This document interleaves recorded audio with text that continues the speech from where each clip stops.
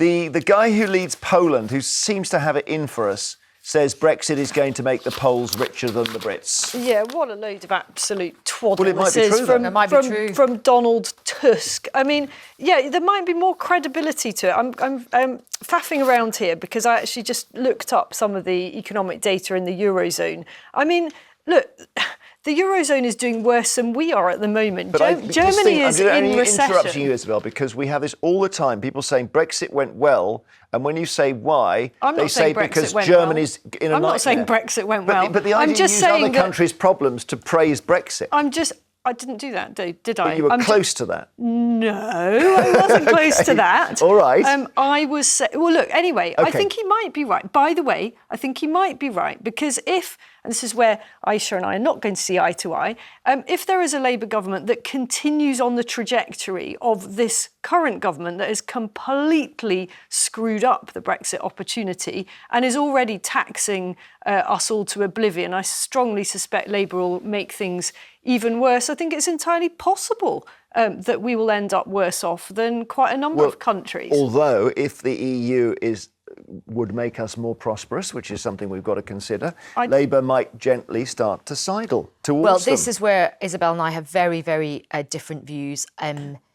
We've had a lot of debate recently in public discourse about facts and what is opinion and what is fact. And it is a fact that Brexit has done huge economic damage to this country. We're the only country that voted to basically impose sanctions on ourselves. We've got food prices going up this week. We've got all these kind of nonsense on with the sort of extra kind of tariffs. But we are in control of our own destiny. Oh, yeah, and doesn't that feel great as food is going up? And it's so we have very different views on this.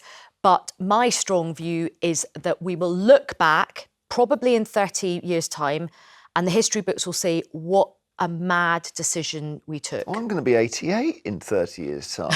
But why doesn't your party, if you believe that, why don't you just say, right, everyone, listen up, we're going back in?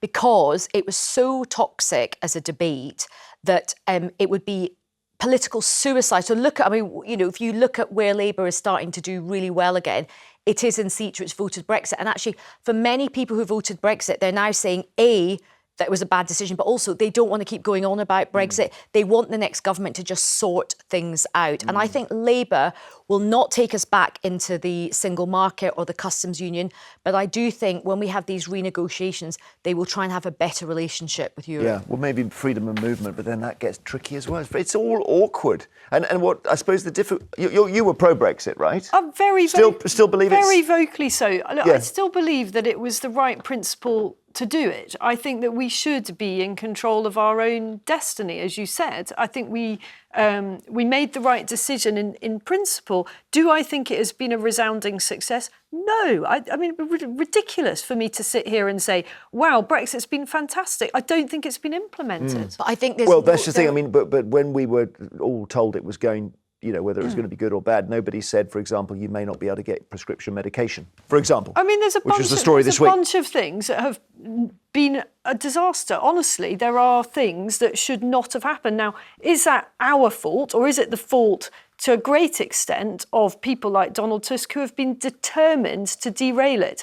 I underestimated, and I've been very open about this, the sheer forces at play that were determined to derail it. You may be right, but I think if they're going to behave maliciously, we should have been ahead of that. We should have worked that out. This is all sounding Liz Truss deep state. Everybody was against me. The IMF, IBS, IDS, it's demonstrably Club true. 7. It's not. It's basically. So you think the EU has been quite receptive to Brexit? The problem is, well, why should the EU be receptive to Brexit, Isabel? Because it was our decision to take this ridiculous decision.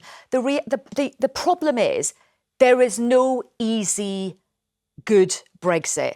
The fantasy of Brexit was wonderful. Then it collided with reality. We had a moment with the vaccines where people said, this is exactly That's not true, Jeremy. There was a vaccine moment. There was a vaccine moment because we rolled out a vaccine, as did lots of other countries. It is not true to say. No, it is true that we were able to distribute it in a different way. But it's neither here nor there. That is true, but it's not enough. Look, no one is saying that's enough. Look, my vision was that we would go for a very low tax, high growth, attracting the brightest and best to this country. We have done none of that. And we have not, worst of all, many people, probably a majority, voted on the basis of the ability to control immigration. Instead, this government has done the precise opposite. OK, all right. Well, listen, we missed our Brexit debates here. Not.